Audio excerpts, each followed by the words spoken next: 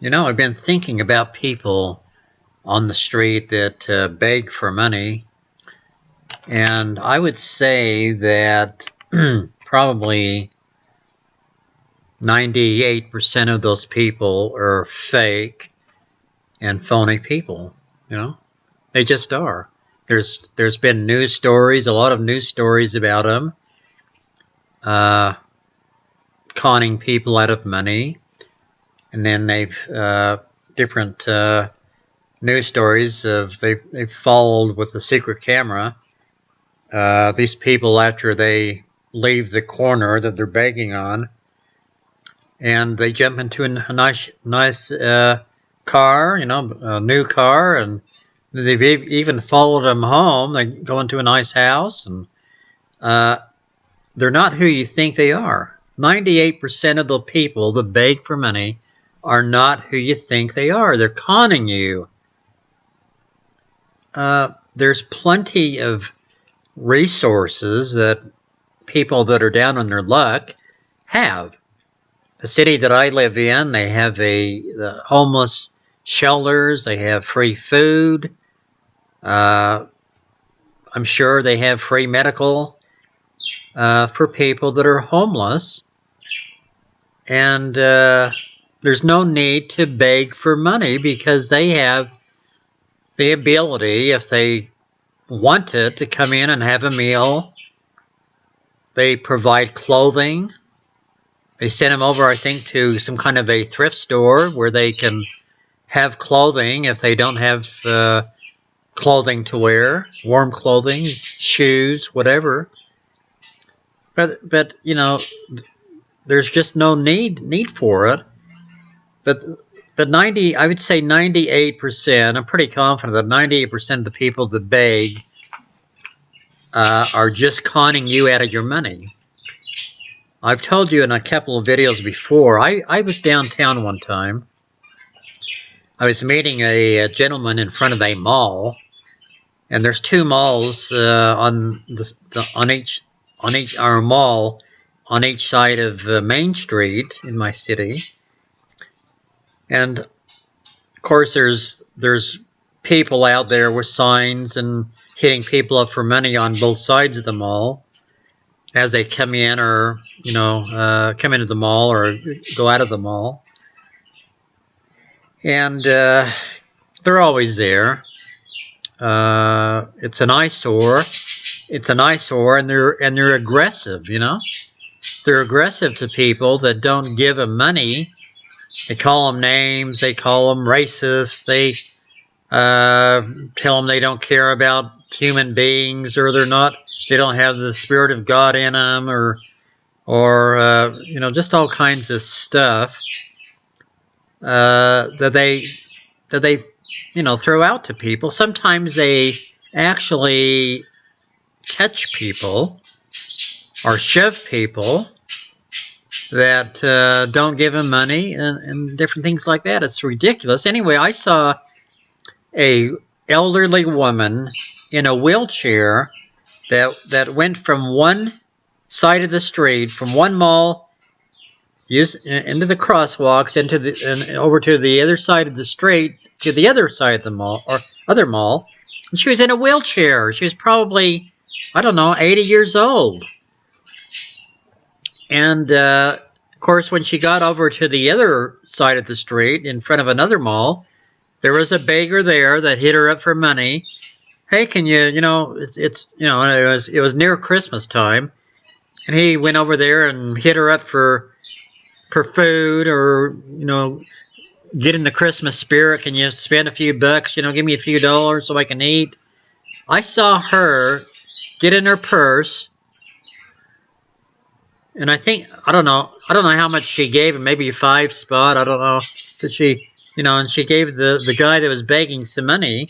Then she wheeled herself into the mall, into the doors of the mall, and I watched the whole thing happen.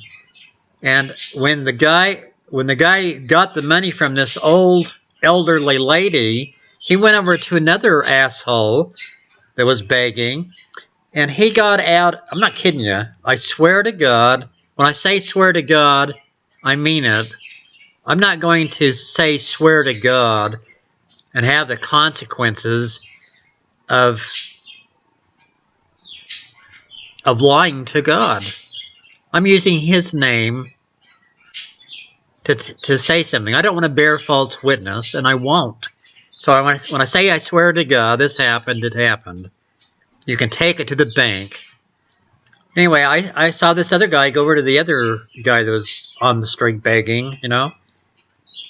And this guy got out of his pocket, I'm not kidding you, got out of his pocket a wad. It was like the size of I don't know, maybe a third of a roll of toilet paper of bills. You know, of actual dollar bills, $5 bills, $10 bills, whatever. He got it out of his pocket, and he put the lady's money that he just got into this wad, you know, with the rubber band or whatever, and then put it back in his pocket. And he laughed. The two guys were laughing. Now, you think, well, what were they laughing at? Did one of them tell a funny story or a funny joke? No, I'll tell you what they were laughing at. They were laughing at how stupid people are giving him money. They were laughing at this poor, elderly lady that was probably scared not to do it. She was probably scared not to give money to this asshole. That's where they're laughing at, because she was a sucker. They were laughing because this lady was a sucker. They were laughing that it's so easy to con people and tell them a bullshit story that they're going to believe, and that they're going to open up their purse and their wallet to give them money. That's what they were laughing at. It's not rocket science what they were laughing at. Yeah, there are some people that need money. Like I said, I'll bet you 98% of the people out there that are begging for money off of the freeway ramps and at red lights and different things are con artists. Some of them have, butched their dog there on a leash, and go, he's hungry, the dog's hungry, and you're at a red light, go up to a red light, and what's there, a red light every 3 minutes or something, there's a red light. So there's a new prospect or a new sucker every 3 minutes. It's beautiful, beautiful. There's a new sucker every 3 minutes at the red light. So what do you do as a beggar? Of course, you have your sign made up. Hungry, please help. God bless you. Or some bullshit thing you put on the sign. Then you have Rover there. You have Butcher, your dog on the leash. He's hungry. And then, of course, you haven't shaved for several days to make him think that you can't afford a razor. Then you have old clothes on. You might have a pair of jeans that has holes in it. You look like a bum because that's part of the con, baby. You don't go out there in your best clothes. Hell no. You go out there and look like a bum. Then you have your new car parked, a block away down the street. Then after you con people for the day out of $300-400, tax-free, I might add, then you walk to your new car, your new SUV, whatever, and get in that baby and take off. Hell, you go out and have a nice steak dinner on the way home. On the sucker's money.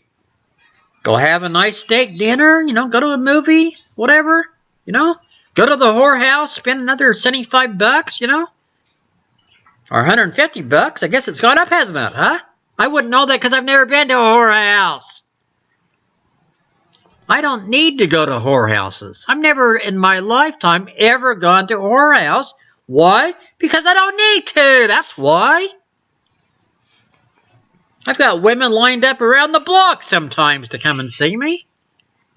Not lately, but, they've been there. I know they were there. Anyway, getting back to these con artists, these poor people that are down on their luck. They're down on their luck. They need some help. Don't you get it? The people that need help, there's help. Most cities have help. They have food, 3 meals a day. They have food, they have clothing, they have medical, they have shelter. It's not like you're out on the street because you want to be, or you have to be. I guess you're out on the street because you want to be sometimes, because there are shelters that you can go to. Occasionally I've given to people, but I really have to know that people are sincere, or I think at least they're sincere, before I give them money. I saw a guy one time that was, this is when they had payphones on the street of Main Street. Anyway, or when they had payphones. But anyway, I was on Main Street doing some business. And I was walking down Main Street. I saw a guy that was going to the different payphones that are on the street. There must have been a payphone on the street like every quarter of a block or something like that. And he was going to all the payphones and looking in the coin return to see if there was a quarter in the coin slot. You know how there's a coin return when no one answers their phone or whatever, and the money, the quarter or whatever, the change that the person puts on the phone is returned to him in a coin return. Some people don't check it, or they just take off before they get their change or whatever. So he was going to the different. I watched him for at least a block, going to the different payphones and looking in the coin return to see if there was money in it. Now, he was doing that,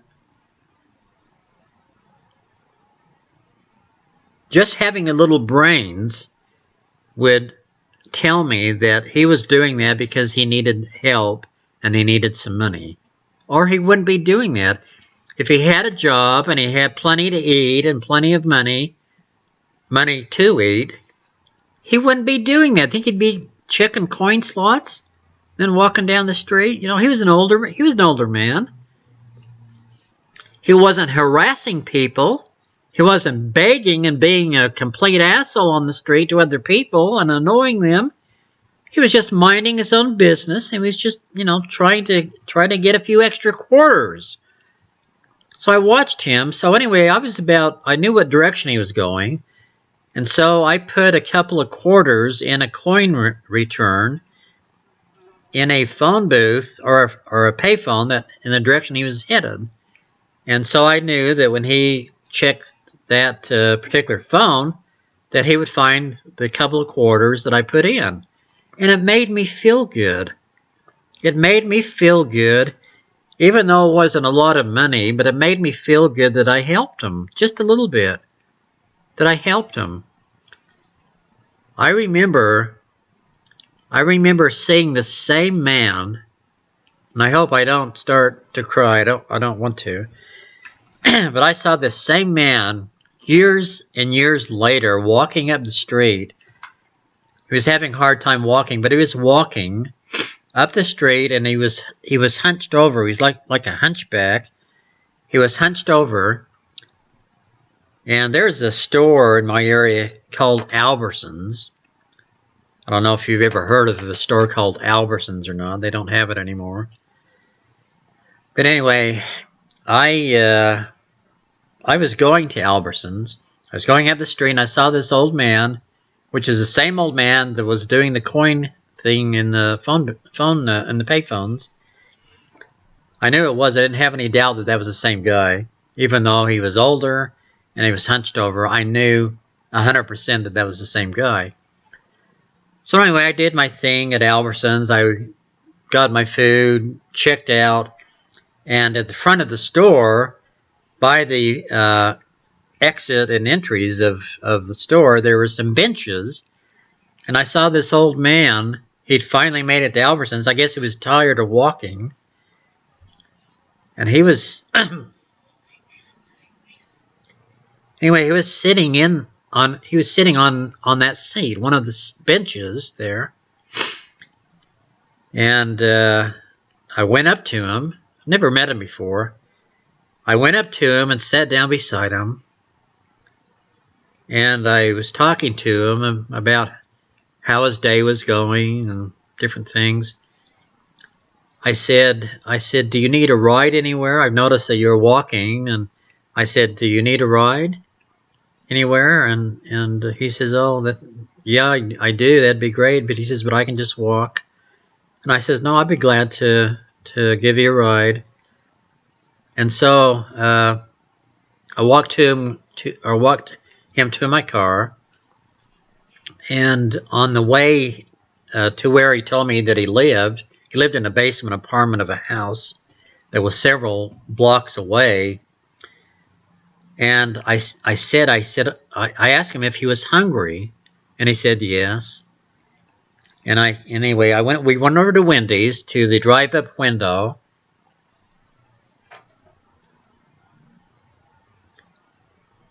And I didn't have a lot of money myself, but we got a couple of Whoppers. I think it was Wendy's. Is that where you get Whoppers? Maybe it's not Wendy's. I don't know. You know what I mean. Anyway, wherever it was we went. We got a couple of Whoppers and a couple of Shakes. I think I got a bag of French fries and a turnover. And anyway, I gave him this meal, and I says, well, here, at least you'll have something to eat for supper tonight. And he thanked me, and I took him home. And I can't remember what I asked him. No, I didn't ask him anything. He said thank you, and he got out of the car. And before he went up to his door, he lived in a basement apartment to this home. At this home, wasn't a great house or anything, but anyway, what did he say?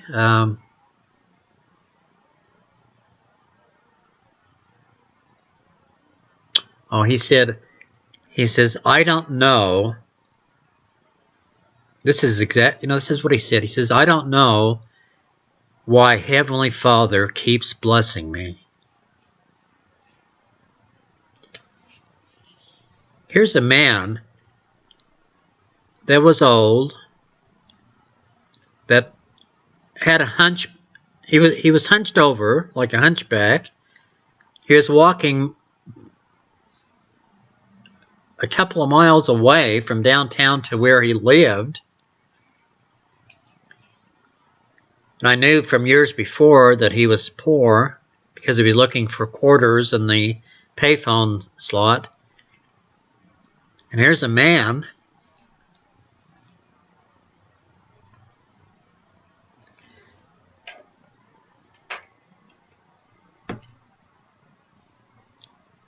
that said, I don't know why Heavenly Father keeps blessing me.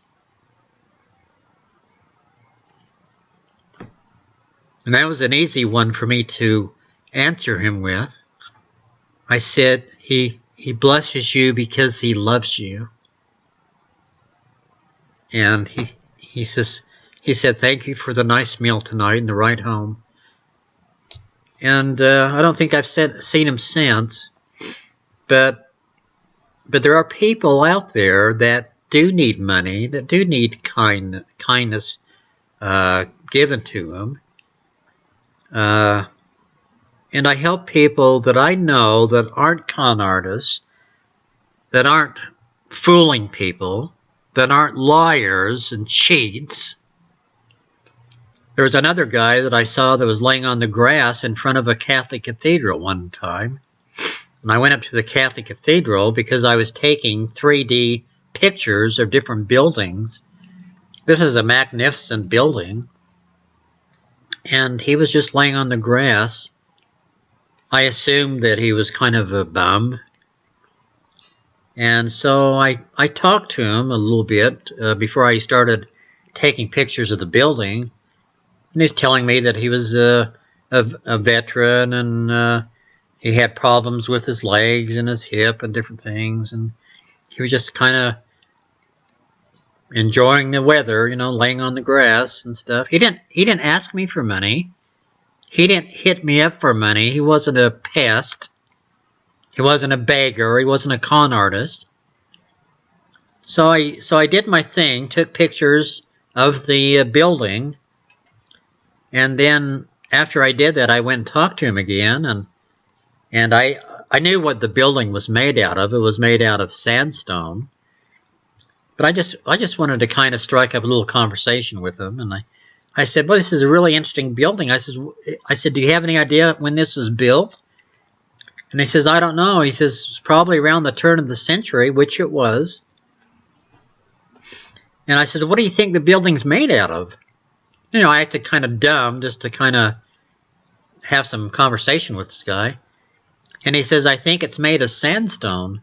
And I says, yeah, I think you're right. I think that is correct. Anyway, I says, well, have a nice day. It's nice to meet you. Have a nice day. And I started to walk away.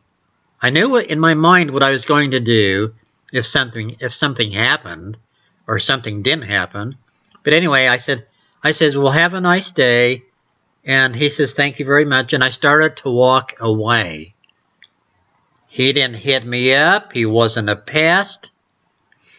He didn't say, hey, wait a minute, can you give me some money? He didn't say anything like that. I walked away. And then I walked back to him, and I said, would you like $5 to go out and get a hamburger in a mall today? He says, I would love that.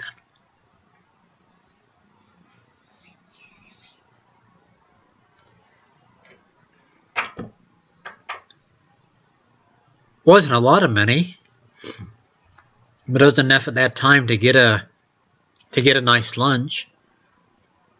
But it made me feel good inside to help him. I know I'm a baby. I know I'm a crybaby. But it really made me feel good to help him. Not because I had to, or because he was putting pressure on me, or I believed this cock and bullshit story. I did it because I felt within that he was down on his luck. He didn't want to be down on his luck. But I felt that he was a good person. And it made me feel so good to help him. It made me feel so good to help this guy that had a hunchback. Give him a meal on the way home. Give him a ride. It makes you feel so good to help people. And you should help people. But not everybody. Not everybody that needs help is genuine. Or genuine. Whatever you say. How many times I go to a parking lot and there's some woman or man that comes over. Oh, my mother died. I don't have any money. I lost my purse and my car broke down, and I can't go to California for the funeral, and I'm about $15 short on a bus pass so I can go to my mother's funeral. Can you please help me, sir? Well, you have to discern if this person's full of shit or not, or if this person is telling you a true story.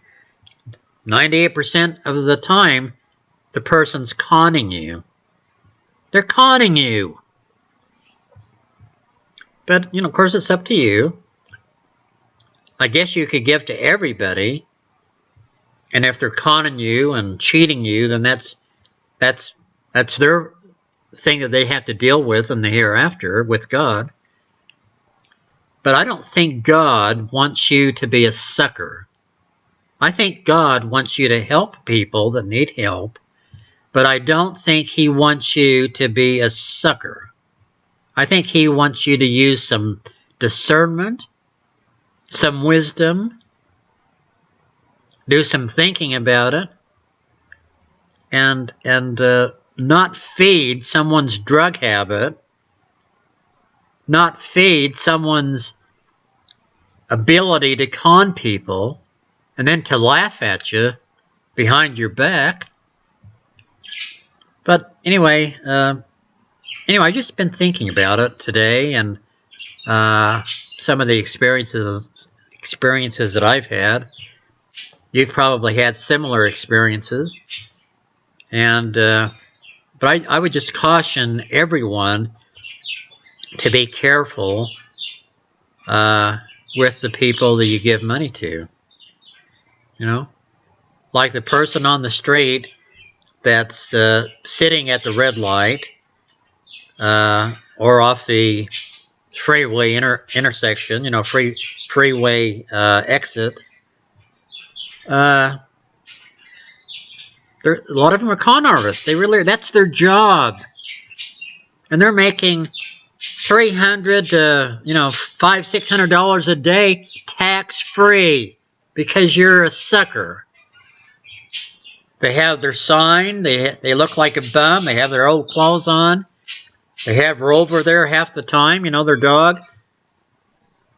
Sometimes they have their wife in a wheelchair, Let's put the wife in a wheelchair, and then when the cars come at the red light, put an Alka-Seltzer in her mouth and have her foam at the mouth. Put an Alka-Seltzer in her mouth, she foams in the mouth. You look at the person at the red light like, oh, we're desperate. Can you help us? Oh, we're desperate. Can you help us? Rover needs some dog food for the day. Can't you please help us? And you try to look like you're hungry.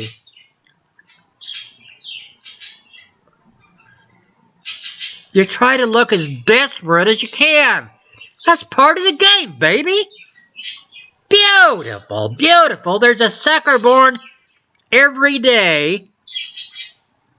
And there's a sucker at every red light. Every red light, 3 minutes there's a red light. There's a new prospect. There's a new sucker. So the person can hold their sign up. Desperate. Medical bills. They look old. They look like a bum. They look hungry. Rover looks hungry. You got the wife over here, in a wheelchair, and sometimes she's foaming at the mouth. What do? I'll tell you what you do. You quit being a sucker. That's my phone. That's my time to close the program, baby. Beautiful. I hope I haven't annoyed anybody today, but that's the truth. Hang on a sec. Anyway, I better go. Talk to you later. Bye.